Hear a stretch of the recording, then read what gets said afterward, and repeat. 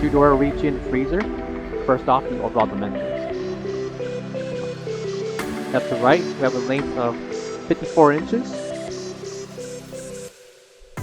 a depth 32.5 inches, and a height with wheels we have 83 inches tall.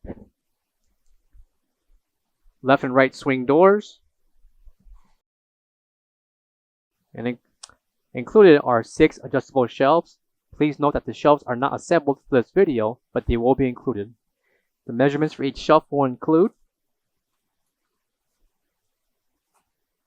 23.25 inches in length by 23.75 inches in depth. Interior dimensions for the freezer will include 50 inches in length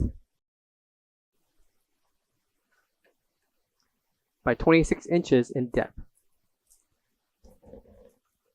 Overall height, we have 51.5 inches. Coming to the left will be the ETL certification sticker. Coming to the right will be the temperature control along with the power switch. Lock and keys will be provided. And to the back of the unit will be the 110/120 voltage plug. For all questions, give us a call or visit our website coolerdepotUSA.com for more information on this part.